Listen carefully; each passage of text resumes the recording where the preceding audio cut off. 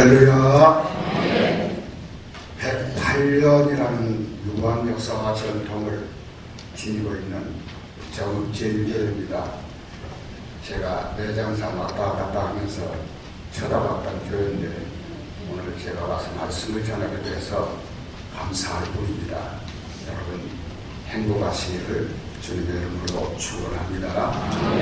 저는 전북노예 쪽에서는 목회를 옛날에 노예가 하나일 때, 전라북도에 하나일 때 남원에 있는 운봉제일교회 그 철쭉제 구경들 가시죠. 거기에서 3년 전도사를 했어요.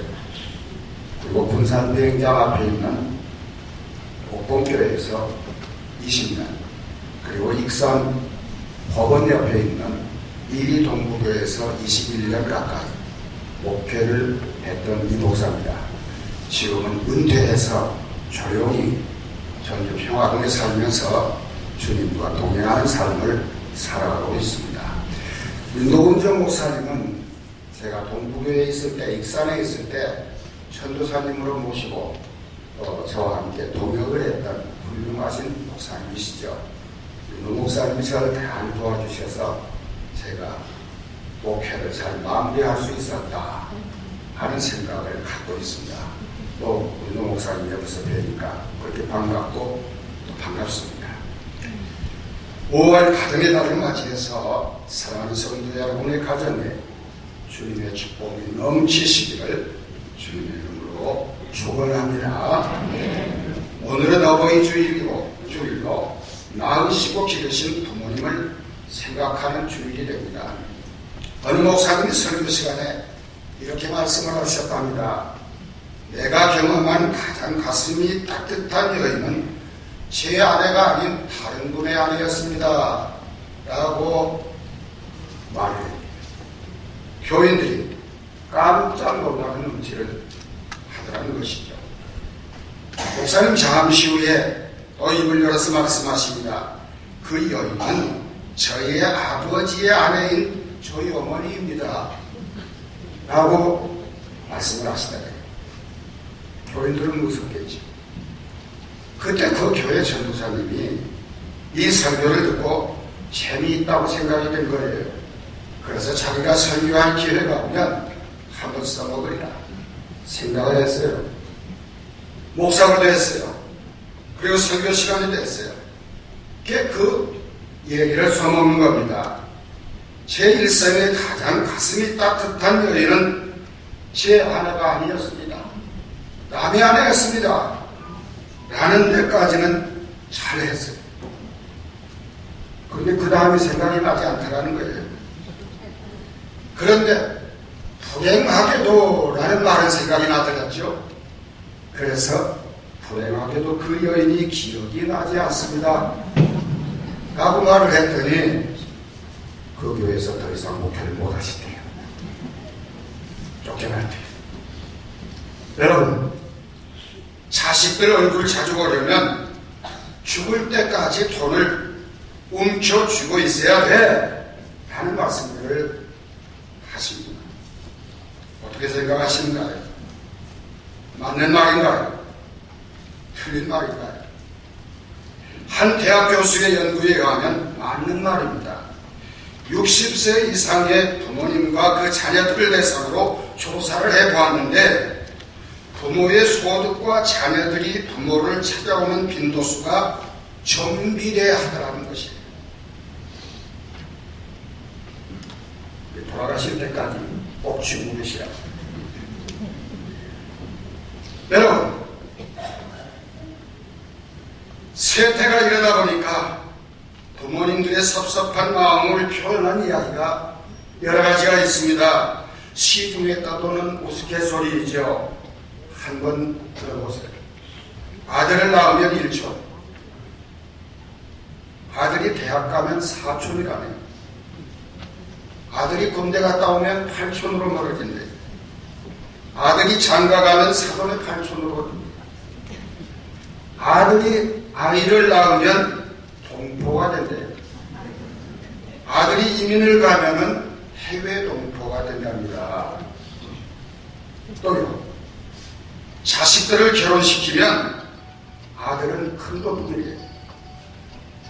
며느리는 종도둑이래요.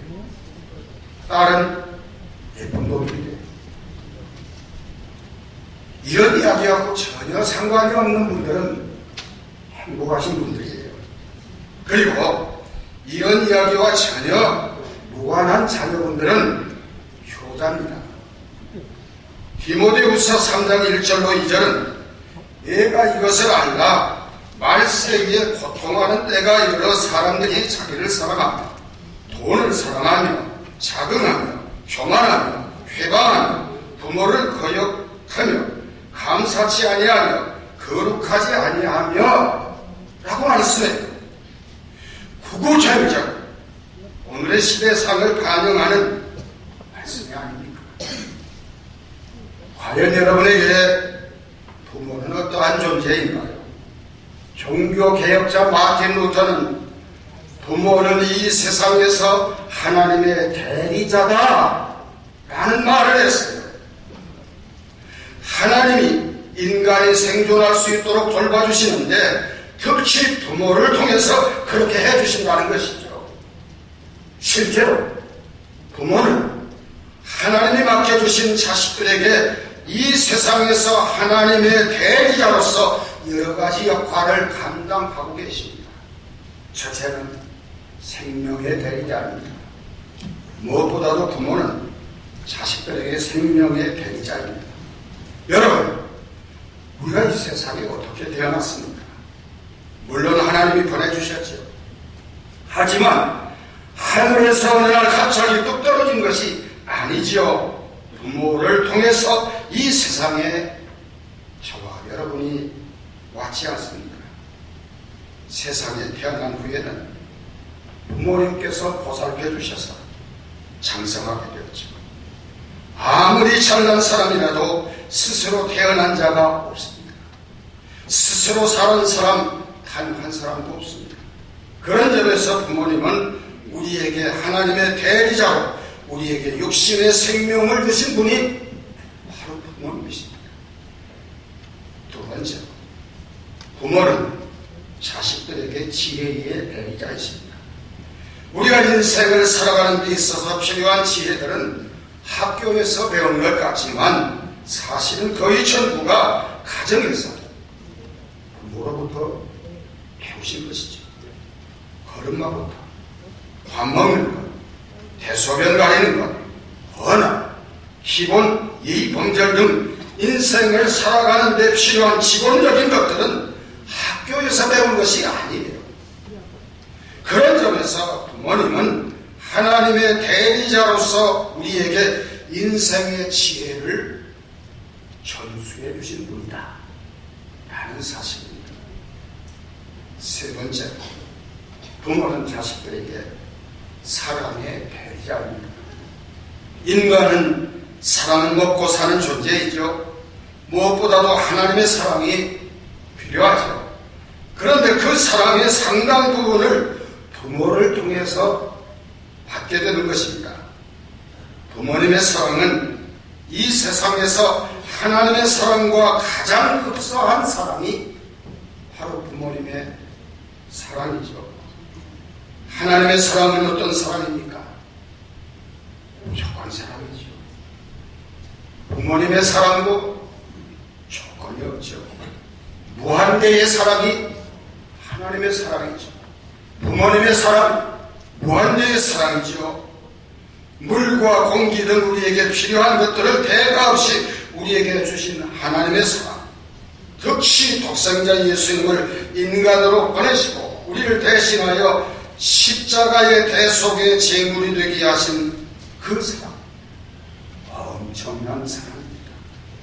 주고 또 주는 사랑, 그게 바로 하나님의 사랑 아닙니까?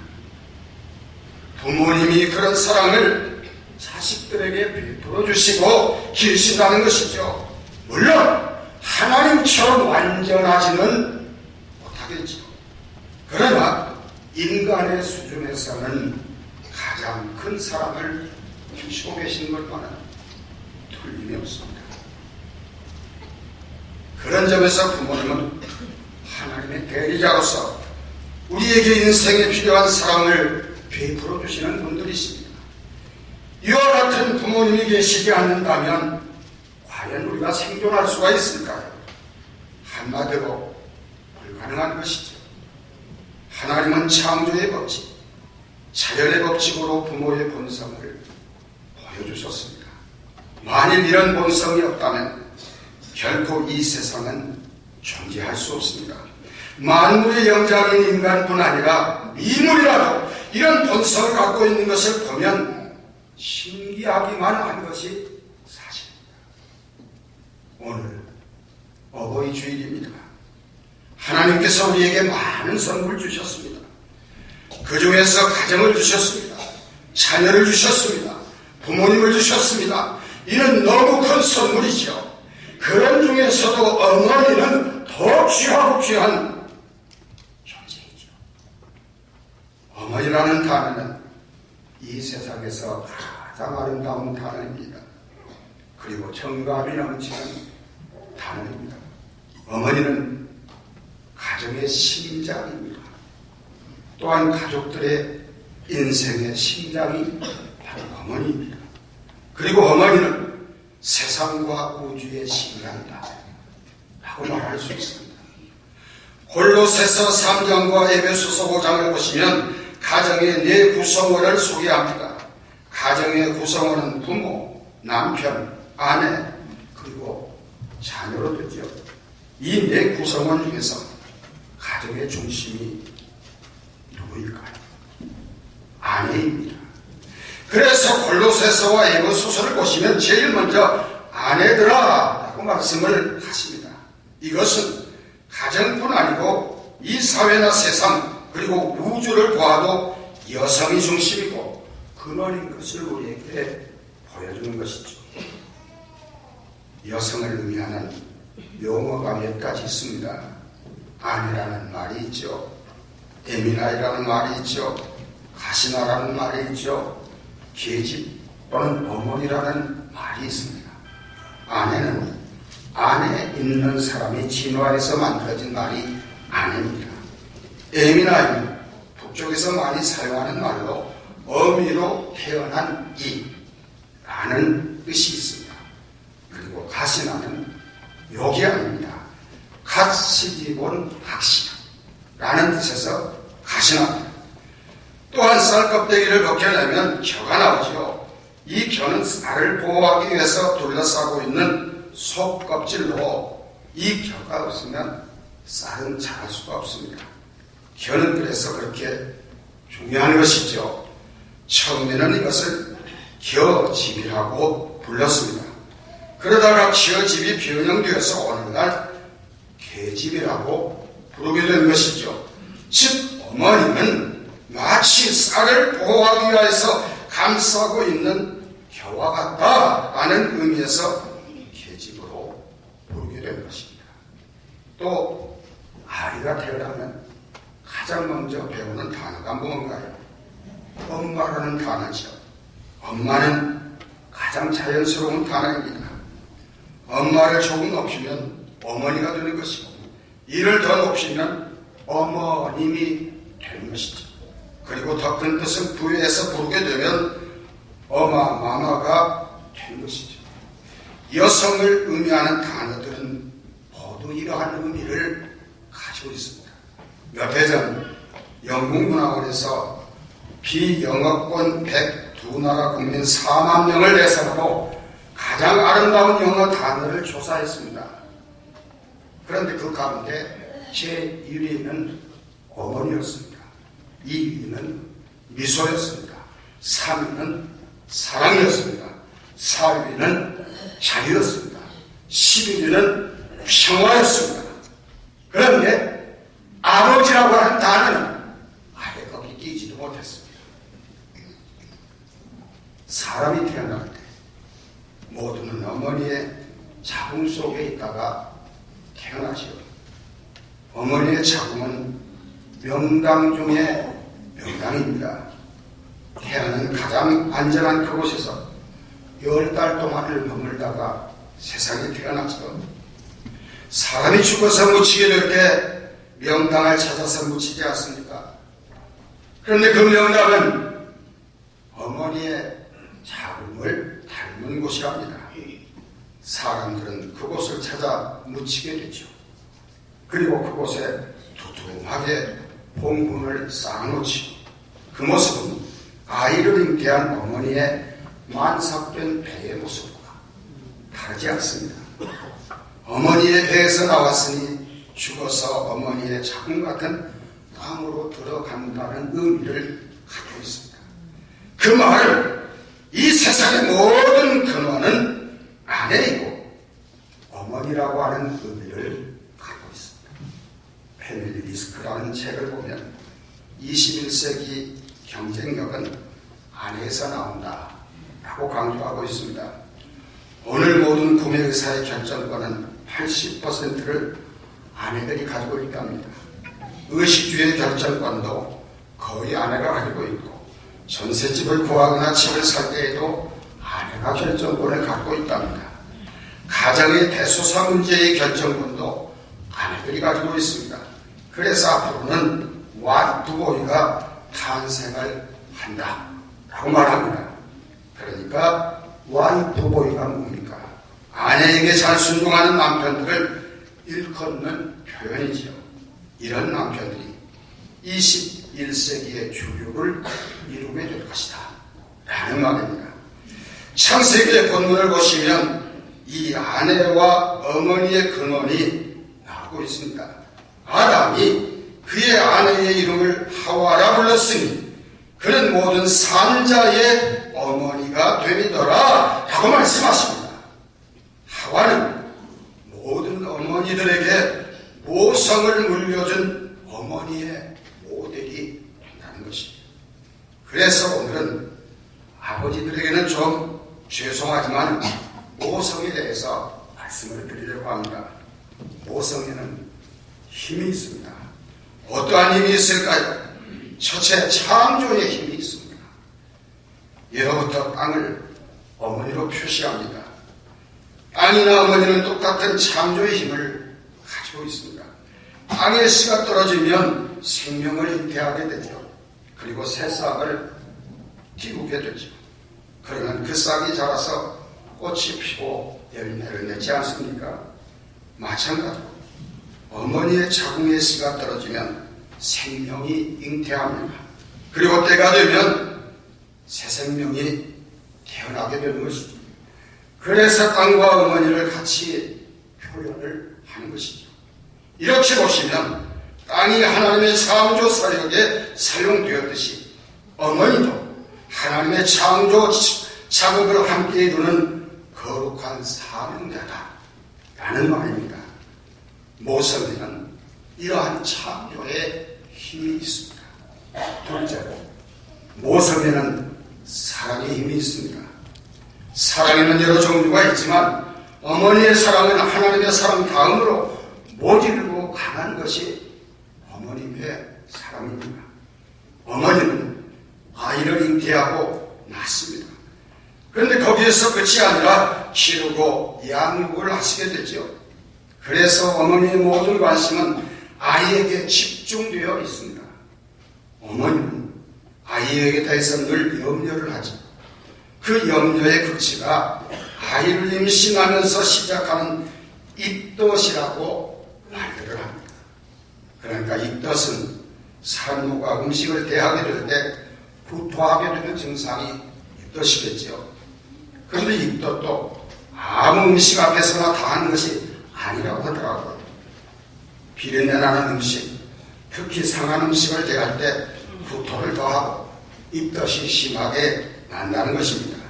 왜냐하면 뱃속에 있는 태아 때문에 그런다는 것입니다.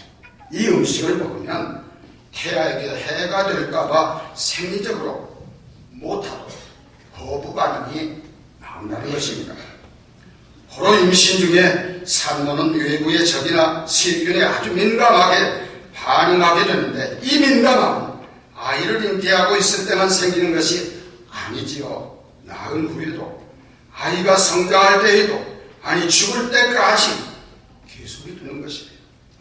이렇게 어머니의 자식에 대한 염려는 끝도 한도 없는 것입니다.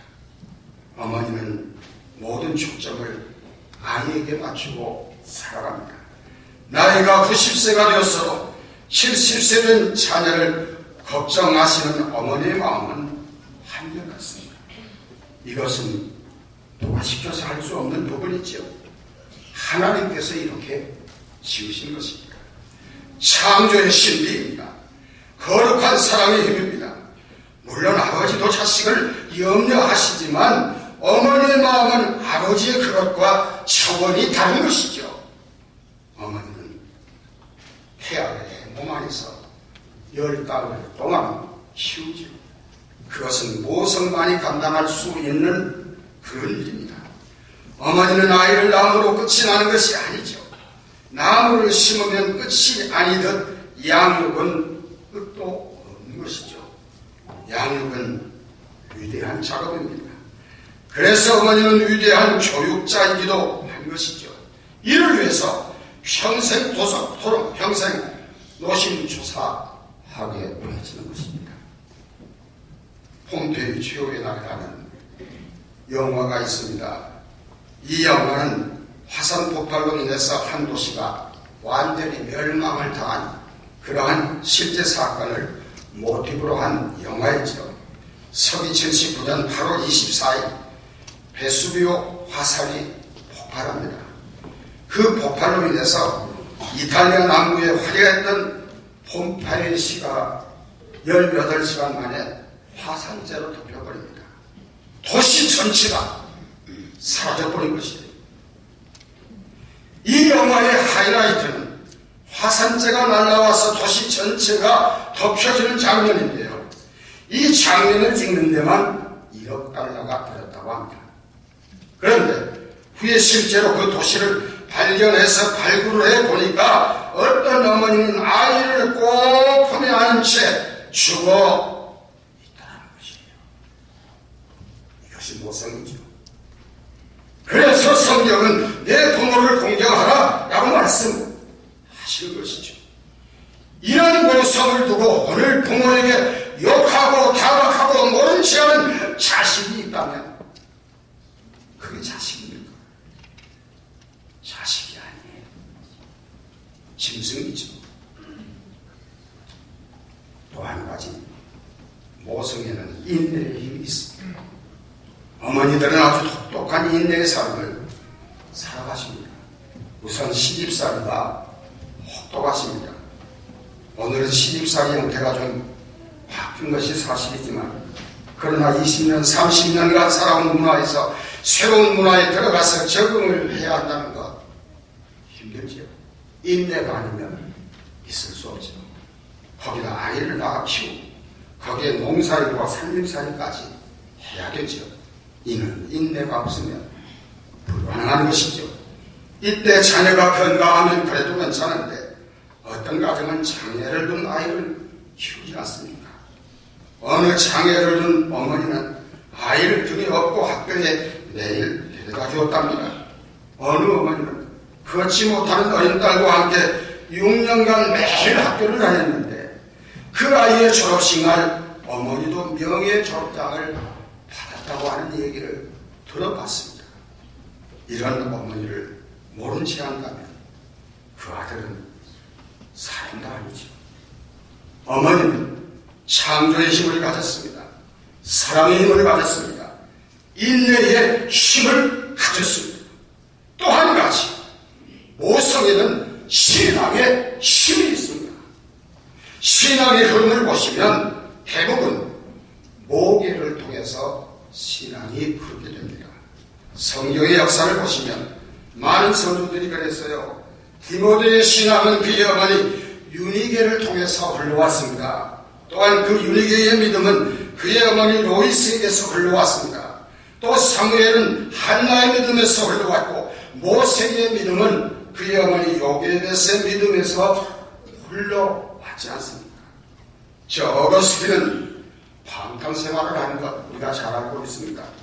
이런 아들을 위해서 어머니 모니카 여사가 15년간 눈물로 기도하며 기다리는 결과 그 기도 덕에 성 어거스틴이 탄생하게 되지 않습니다.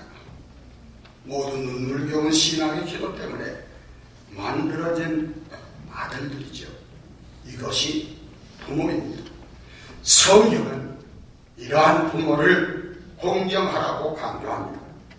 너는 네 하나님 여호와께서 명령한 대로 네 부모를 공경하라. 그리하면 네 하나님 여호와가 내게 준 땅에서 내 생명이 길고 복을 누리리라 라고 말씀을 하십니다. 여러분, 신명기서는 구약 성경의 중심이라고 할 수가 있어요. 특별히 신명기는 하나님이 주신, 세상에 주신 명령들을 기록하고 있는 것이 신명기인데, 그 명령 중에 핵심은 두 가지입니다. 하나님을 사랑하라는 명령이죠. 그리고 다른 하나는 부모를 사랑하라는 명령이에요. 신명기서를 보시면 시종 하나님을 사랑하라고 했고 또 부모를 공경하라고 강조합니다. 특히 신명기 5장을 보시면 하나님 백성으로서 가장 인간답게 살고 하나님의 백성답게 살기 위해서 주신 명령과 규례가 나옵니다. 그 규례가 바로 십계명이죠. 십계명에는 두 가지 정신이 들어있습니다. 1에서 4계명까지는 하나님과의 관계에서 사람이 지켜야 할 법, 즉 하나님을 사랑하는 법을 말씀하십니다. 또 5계명에서 10계명까지는 사람과 사람 그리고 이웃과의 사이에서 지켜야 할 계명들을 말씀합니다. 그런데 이웃 중에서 가장 가까운 이웃이 누구입니까? 부모님이시죠. 그래서 성경은 내 부모를 공경하라 라고 말씀하신 것이에요. 부모는 공경의 대상입니다. 부모 공경은 아무리 강조해도 무리가 없습니다. 그런데 신명기서에서 말씀하시는 부모 공경은 내 육신의 부모만 가리키는 것이 아닙니다. 나의 부모가 소중한 만큼 남의 부모도 소중하게 여기라는 것입니다.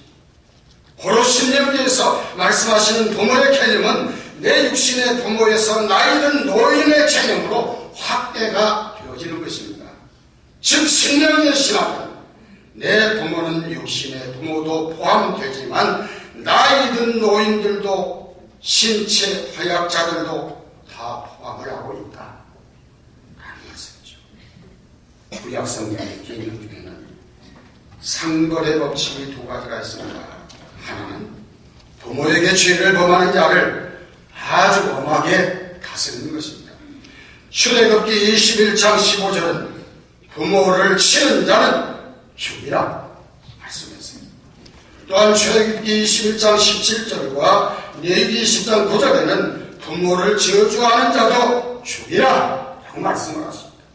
신명기 21장 18절로 21절에서는 부모의 말씀을 순종치 않는 자와 술 취해 방탕하는 자식들은 돌로 쳐 죽이라 말씀했습니다. 오늘 이 기준을 그대로 적용을 한다면 돌에 맞아 죽을 자식들 많이 있어요. 이 자리는 계시지 않겠죠. 신명기 27장을 축복과 저주의 장이라고 하는데 그곳에 보시면 12가지의 저주가 나옵니다. 그 중에 첫째 되는 저주가 하나님을 떠나 우상 숭배하는 자에 대한 저주가 나오죠. 그리고 둘째 저주는 부모를 정멀리 여기는 자에 대한 저주가 나오죠. 신명기서는 부모를 정멀리 여기는 일과 하나님을 버리고 우상 숭배를 하는 것을 같은 급의 죄로 취급을 하는 거예요. 또 한 가지는 신명기서는 부모를 공경하는 자에게 복을 선포합니다. 신명기 5장 10절에는 우상 숭배를 멀리했을 때, 그리고 16절에서는 부모를 공경했을 때 땅에서 장수하는 복을 얻는다 라고 말씀하고 있습니다. 그리고 신명기 21장을 보시면 부모를 공경하였을 때에는 그 자손에게 복을 주시지만 부모에게 거역하였을 때에는 이웃의 대적을 통해서 심판하신다 라고 말씀을 하셨어요. 성경은 부모 공경하는 것을 하나님을 섬기는 것만큼이나 중요한 것으로 다루고 있다고 하는 사실을 아셔야 됩니다. 적극적으로 다른 법이 탈무드라는 것이에요. 탈무드에 보시면 부모가 금고화가 가득든 지갑을 바다에 던지라고 하는 순종해야 된다 라고 가르칩니다. 그런데 단 한 가지 예외는 부모가 하나님의 명령을 어길 것을 강조할 때에는 지키지 않아도 된다 라고 말씀합니다. 그때는 하나님의 명령을 따라야 된다 라고 탈무드는 가르치고 있어요.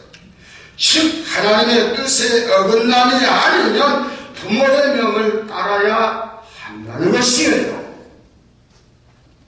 부모는 공경의 대상입니다. 부모를 공경했다고 해서 물론 상줄 일인가요? 상줄 일은 아니죠. 그래도 성경은 상을 선포하고 있습니다. 그리고 이 세상에서도 예로부터 효녀상이 있는 것이 사실이에요. 그것은 이 부모 공경하는 일이 그만큼 힘들고 어렵기 때문입니다. 이렇게 부모가 존중받지 못하고 부모를 공경하는 일이 잘 안 되면 아주 불행한 일이 발생되기 때문이에요. 이 가르침이 잘 되지 않으면 가정이 무너집니다. 가정이 무너져요. 그리고 그 다음은 사회가 무너지는 거예요. 세상이 무너지는 것이에요. 오늘날 세상에 많은 범죄들이 일어나는데 그 범죄의 원인을 찾아 들어가 보시면 가정이 무너지는 데서부터 시작이 되는 것이죠. 이렇게 가정이 무너지고 세상이 무너지면 그 다음은 사람들이 하나님을 외면하고 떠나는 세상이 되는 것입니다. 그래서 성경은 부모 공경을 강조하는 것입니다. 이 문제는 세상을 지루하고 질서 있게 만드는 근본적인 문제가 되기 때문이죠.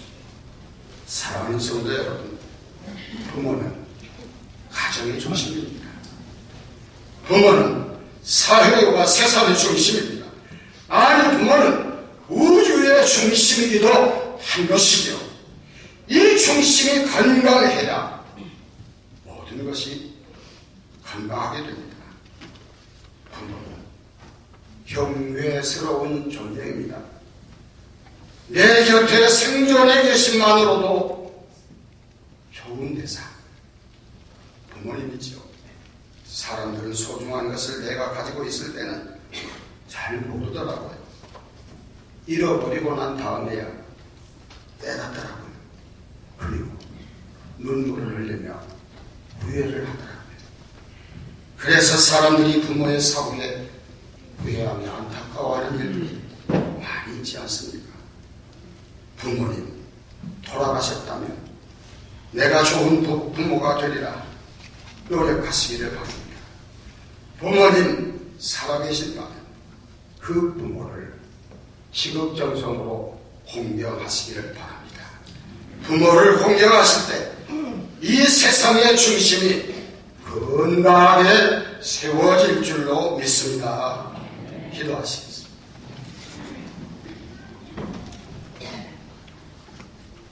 거룩하신 하나님, 5월 가정의 달,